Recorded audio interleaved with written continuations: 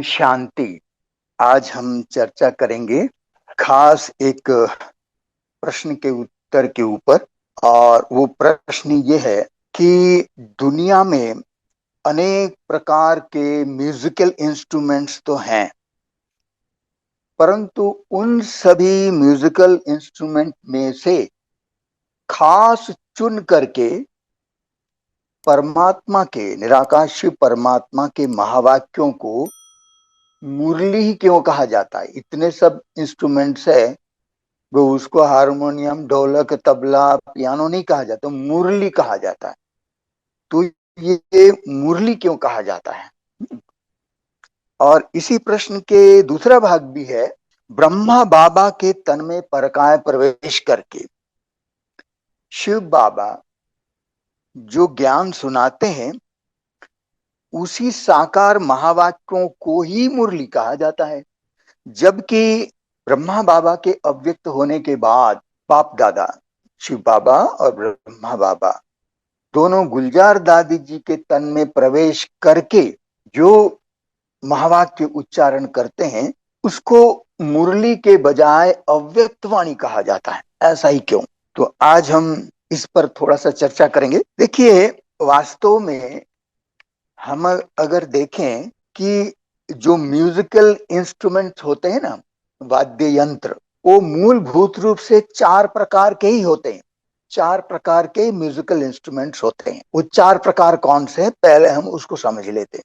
पहला प्रकार का म्यूजिकल इंस्ट्रूमेंट है, उसको कहा जाता है आबद्ध। आबद्ध का मतलब ये है, ये रिदमिक इंस्ट्रूमेंट है, रिदमिक म्यूजिकल इंस्ट्रूमेंट है।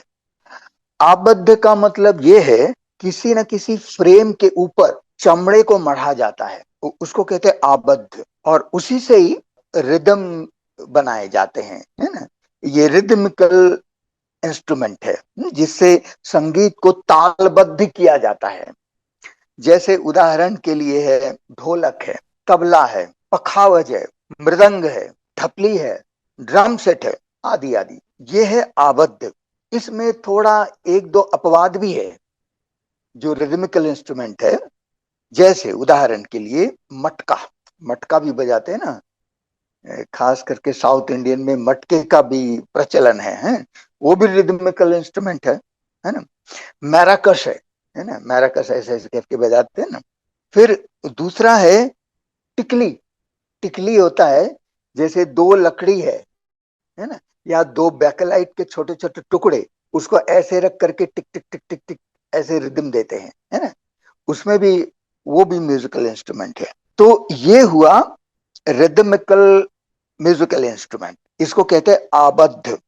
ये एक प्रकार का म्यूजिकल इंस्ट्रूमेंट है। दूसरे प्रकार का म्यूजिकल इंस्ट्रूमेंट होता है, उसको कहा जाता है अनाबद्ध। ये है एरोबिक म्यूजिकल इंस्ट्रूमेंट, अनाबद्ध, जिसमें हवा के दबाव, हवा के प्रेशर बना करके उससे संगीत के स्वर निकाले जाते हैं। जैसे उदाहरण के लिए हारमोनियम है, एकॉर्डियन है, पियानो है, शहनाई है, बिगुल है, ट्रम्पेट है, माउथ ऑर्गन है, और बांसुरी जिसे मुरली कहा जाता है। तो ये सब हो गया एरोबिक म्यूजिकल इंस्ट्रूमेंट, जिसमें हवा के प्रेशर बना करके वो संगीत के स्वर निकाले जाते हैं। संगीत के जो सात स्वर होते हैं ना, सारे गामा पा धा नि सा, ये सात स्वर उसी एरोबिक प्रेशर बना करके, एरोबिक प्रेशर बना करके वो स्वर निकाले जाते हैं। तो ये दूसरे प्रकार का इंस्ट्रूमेंट है, इसको कहते हैं अनाबद्ध।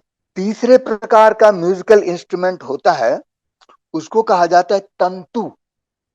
तंतु का मतलब होता है, तार होता है ना, तार, तार को टेंशन दे करके, तार को तनाव, उचित तनाव रख करके, टेंशन दे करके उसी के द्वारा संगीत के स्वर निकाले जाते हैं, ये तंतु। जैसे उदाहरण के लिए सितार है, वीणा है, गिटार है, एक तारा है, बैंजो है, सारंगी है, संतूर है, सुरमंडल है, आदि आदि। ये सब तार को कस के उसी से ही संगीत के स्वर निकाले जाते हैं। और चौथे प्रकार का म्यूजिकल इंस्ट्रूमेंट है, उसको कहा जाता है धातु। धातु ये मेटेलिक म्यूजिकल इंस्ट्रूमेंट है, मेटेलिक। जैसे उदाहरण के लिए झांझ है, मंजीरा है, घंटा है, थाली है, घुंघरू है, जल तरंग है, आदि आदि। ये सब मेटेलिक इंस्ट्रूमेंट है, मेटल। तो ये मूलभूत रूप से ये चार प्रकार के ही म्यूजिकल इंस्ट्रूमेंट्स होते हैं।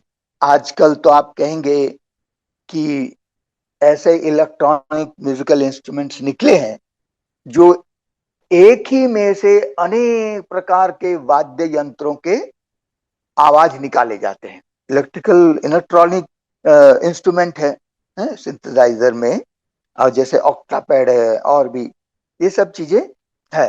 परंतु फिर भी वास्तव में वे जो भी आवाज निकाले जाते हैं वो इसी प्रकार के चार प्रकार के संगीत वाद्य यंत्र के ही आवाज निकाले जाते हैं।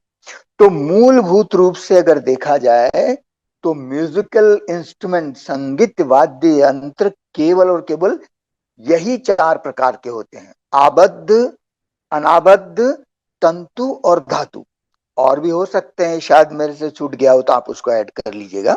तो इन जितने भी म्यूजिकल इंस्ट्रूमेंट्स हैं उन सभी में से एकमात्र बांसुरी या कहें मुरली, यही एकमात्र इंस्ट्रूमेंट है, संगीत वाद्य यंत्र है, जो कि अंदर से बिल्कुल पोला है, खाली है, अंदर कोई मैकेनिज्म नहीं होता है। बांसुरी, मुरली अंदर बिल्कुल खाली पोला, इधर से उधर देख सकते हैं, दोनों तरफ आर पार अंदर खाली है, और ऊपर से भी स्वर के लिए वो छेद बने हुए हैं। तो ये मुरली सबसे सरल इंस्ट्रूमेंट है। हाँ, बजाने वालों को बजाने आना चाहिए, ये हुनर तो चाहिए, परंतु जितने भी म्यूजिकल इंस्ट्रूमेंट है बाकी सब में मेहनत है, परंतु इसमें बहुत ज्यादा मेहनत नहीं है। उसको केवल होठों पे लगा करके, उंगलियों को नचा करके ही संगीत के स्वर निकाले जाते हैं। तो अब निराकार शिव परमात्मा, स्वयं भगवान निराकार, उनको तो कोई अपना शरीर है ही नहीं, परंतु उनको ज्ञान सुनाने के लिए शरीर तो माध्यम तो चाहिए। तो प्रजापिता ब्रह्मा बाबा के तन में परकाय प्रवेश करके शिव बाबा जो महावाक्य उच्चारण करते हैं उसी को मुरली ही कहा जाता है, और कोई इंस्ट्रूमेंट का नाम नहीं दिया जाता है। क्योंकि ब्रह्मा बाबा जो इंस्ट्रूमेंट है ना, बाबा तो निमित्त है ना, ज्ञान परमात्मा का है।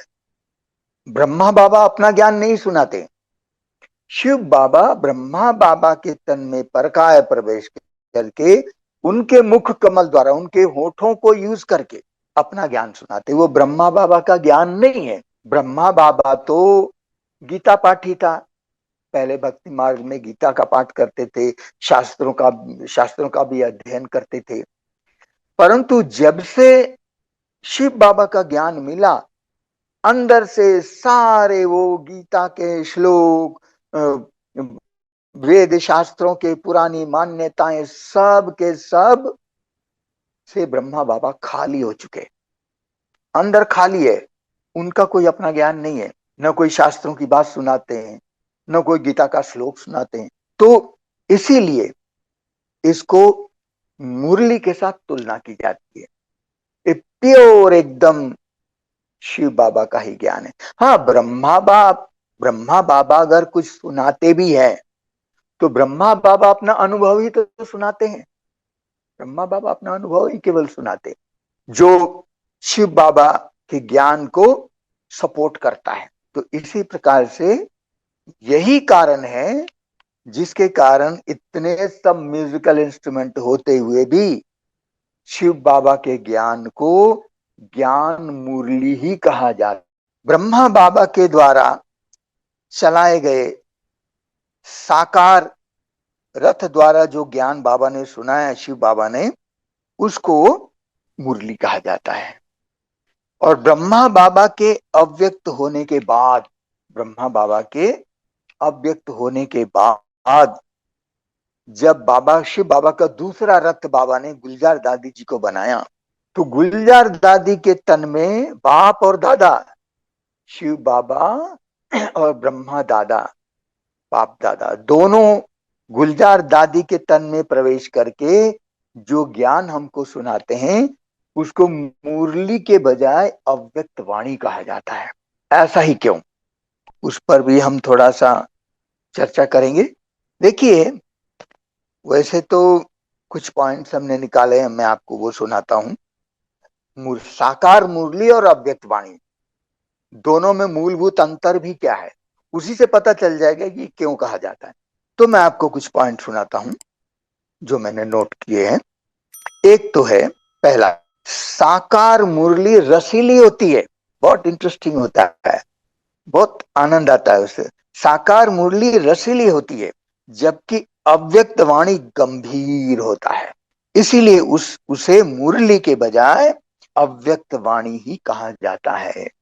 दूसरी पॉइंट, शिव बाबा ज्ञान का सागर है। जैसे स्थूल सागर, जो स्थूल सागर होते हैं ना, उसकी दो मुख्य विशेषताएं हैं। एक है, पहली विशेषता एक है विशालता, और दूसरा है गहराई। ये दो विशेषता स्थूल सागर की। विशाल, इस किनारे में खड़े रहेंगे तो दूसरा किनारा देखने को मिलेगा ही नहीं। विशाल है, अनंत अथाह है, और लगातार लहरें चलती रहती, लहरें चलती रहती, लहरें चलती रहती। तो साकार मुरलियों में अलग अलग पॉइंट से हमें शिव बाबा भरपूर कर देते हैं साकार मुरली के द्वारा। जबकि शिव बाबा की जो अव्यक्त वाणी है, गुलजार दादी के तन द्वारा चलाए हुए, वो अव्यक्त वाणी वास्तव में गहराई का प्रतीक है। धारणा की एक ही पॉइंट को लेकर के बाबा हमें बहुत गहराई, बहुत डीप में ले जाते हैं, जिससे हम आत्माओं की उन्नति सहज होती है। आत्मा अपनी उन्नति करने के लिए उनको एक एक्स्ट्रा शक्ति, पावर बूस्ट हो जाता है अव्यक्त वाणी के द्वारा। तो ये स्वस्थिति को ऊंचा बनाने के लिए हमें एक ही पॉइंट की गहराई में बाबा ले जाते हैं। ये भी वंडरफुल बात है। तीसरी पॉइंट, साकार मुरली हमें विचार सागर मंथन करने की प्रेरणा देती है। साकार मुरली में जो अलग अलग पॉइंट्स होते हैं, उस पर विचार सागर मंथन करने के लिए बाबा हमें प्रेरणा देते हैं। जबकि अव्यक्त मुरली हमें इस दुनिया से पार साइलेंस में ले जाते हैं। कितना अंतर है। स्थित प्रज्ञ बनने की प्रेरणा देती है। चौथी पॉइंट, साकार मुरली आत्मा का भोजन है। साकार मुरली आत्मा का भोजन है, खुराक है। जबकि अव्यक्त वाणी माजून है, शक्तिवर्धक दवाई है। इसीलिए साकार मुरली सप्ताह में पूरे 6 दिन तक सुनाई जाती है, परंतु अव्यक्त वाणी सप्ताह में केवल संडे के दिन, फुर्सत के दिन में एक ही दिन सुनाई जाती है। वैसे भी डॉक्टर लोग जो कहते हैं ना, कहते हैं कई दवाई ऐसी होती है ना कि जो भोजन के बाद ही लेना होता है ना। तो 6 दिन तक हम भोजन साकार मुरली सुनते हैं, उसके बाद सप्ताह में एक दिन वो दवाई लेते हैं, है ना। आत्मा की पावर को बूस्ट करने के लिए, स्व उन्नति के शिखर तक जाने के लिए आत्मा को प्रेरणा मिलती है अव्यक्त वाणी से, है ना। तो अव्यक्त वाणी माजून है, शक्तिवर्धक दवाई है। पांचवी पॉइंट है, शिव बाबा का जो प्रथम रथ ब्रह्मा बाबा द्वारा शिव बाबा की चलाई हुई वाणी है, उसे ही मुरली कहा जाता है। जबकि ब्रह्मा बाबा के अव्यक्त होने के बाद शिव बाबा का दूसरा रथ गुलजार दादी के द्वारा चलाई हुई वाणी ही अव्यक्त वाणी है। भक्ति मार्ग में भी शिव भगवान के, शिव परमात्मा के दो रथ, दो नंदीगण दिखाए जाते हैं। एक बड़ा नंदीगण, दूसरा छोटा नंदीगण, तीसरा कोई नंदीगण का गायन है ही नहीं। शिव बाबा का कोई तीसरा रथ होता ही नहीं है। प्रथम रथ द्वारा जो साकार में चलाई गई उसको मुरली कहते हैं। हमारी दादी प्रकाश मणि जी कहा करती थी, बड़े नशे से कहती थी कि हमने तो जो ब्रह्मा बाबा के अव्यक्त होने के बाद जो ज्ञान में आए, उनको हम लोगों को कहते थे, अरे हमने तो माँ का दूध पिया है। अर्थात साकार ब्रह्मा के तन के द्वारा साकार मुरली सुनी है, वो ब्रह्मा माँ है और ज्ञान दूध है, हमने माँ का दूध पिया है। फिर दादी जी कहती थी, अरे तुम लोग तो डब्बे का दूध पीते हो। माना अव्यक्त वाणी। क्योंकि गुलजार दादी को तो कुछ पता नहीं रहता है ना, ब्रह्मा बाबा तो चेतन में थे, तो शिव बाबा के साथ ब्रह्मा बाबा भी अपना अनुभव शेयर कर देते, परंतु अव्यक्त वाणी में गुलजार दादी अपना अनुभव शेयर नहीं करते, है ना, क्योंकि गुलजार दादी को पता ही नहीं होता है। उनको तो जैसे बाबा जैसे वतन में जैसे सुला देते हैं, है ना, और फिर बाप दादा गुलजार दादी के रथ को यूज करते हैं, है ना। तो उसको हमारी दादी प्रकाश मणि जी बड़े नशे से कहती थी, है ना, हमने तो माँ का दूध पिया है, तुम तो डब्बे का दूध पीते हो। है ना। अब इसके जो छठा पॉइंट, छठवीं 1936 से लेकर के 18 जनवरी 1969 तक जो चले हुए शिव बाबा के महावाक्य हैं, वही मुरली है, वही साकार मुरली है। जबकि 21 जनवरी 21 जनवरी 1969 से लेकर 31 दिसंबर 2017, 31 दिसंबर 2017 को बाबा की आखिरी अव्यक्त वाणी चली थी डायमंड हॉल में गुलजार दादी के द्वारा। उसी समय आदरणीय निर्भय भाई जी ने बाप दादा को पूछा था कि हर साल को नाम देते ना, तो 2018 अभी 21 दिसंबर है, कल से 2018 शुरू हो जाएगा, तो अगले इस नए वर्ष को क्या नाम दिया जाए। तो बाप दादा ने कहा था समाप्ति वर्ष, श्रेष्ठ वर्ष, है ना, प्रत्यक्षता का वर्ष। बाबा ने कहा समाप्ति वर्ष।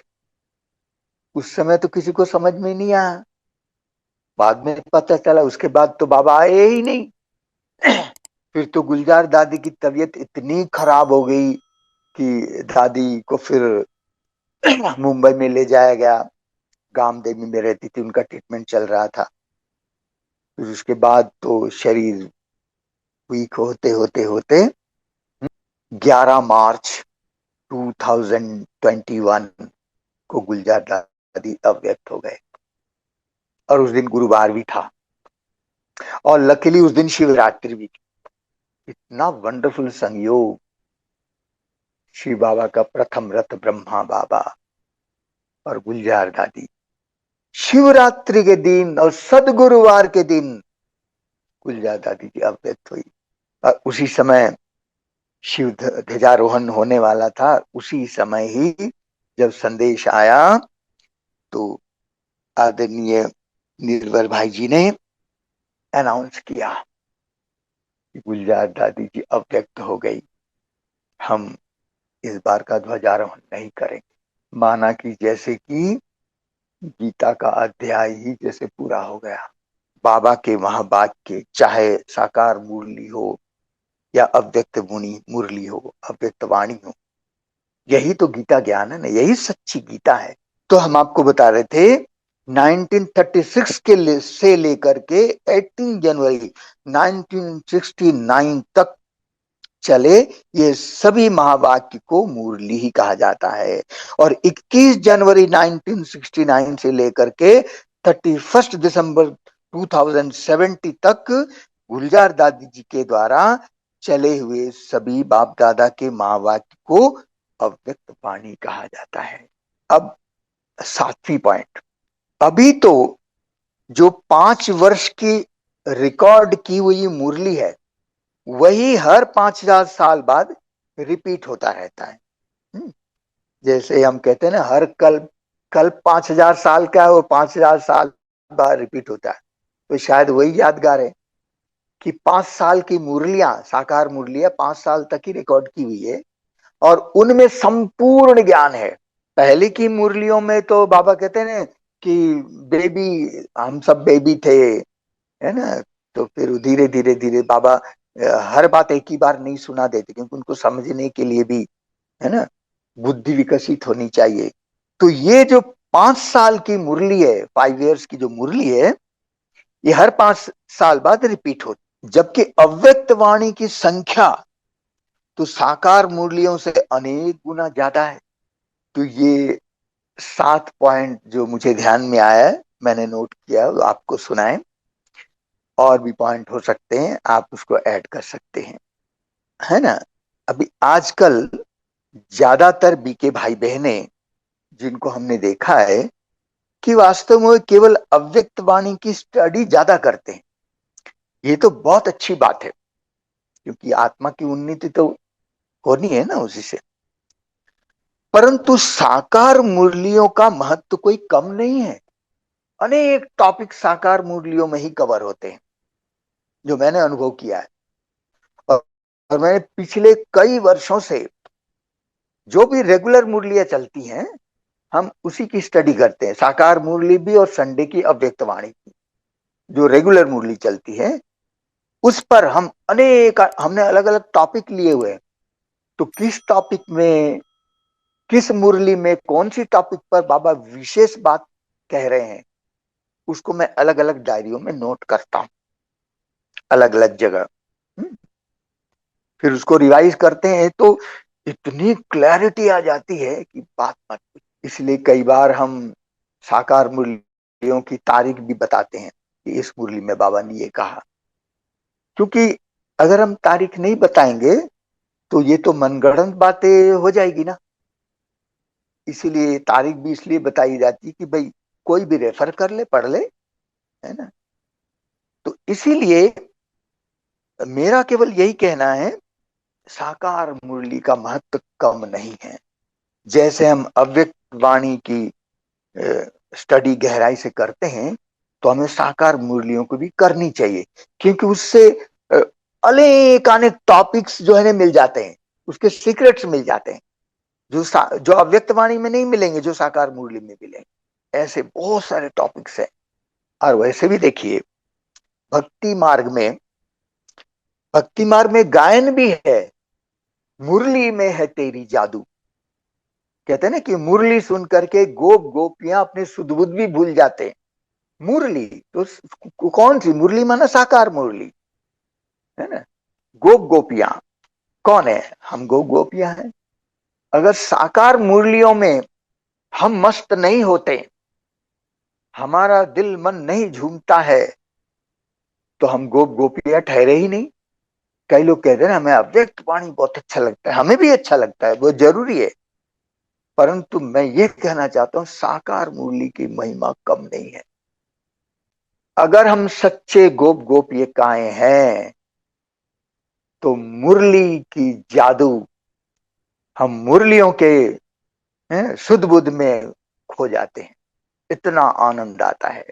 तो ये कुछ पॉइंट्स हमने नोट किए थे कि साकार मुरली और अव्यक्त वाणी में क्या अंतर है, और इसे क्यों मुरली और अव्यक्त वाणी कहा जाता है। ओम शांति।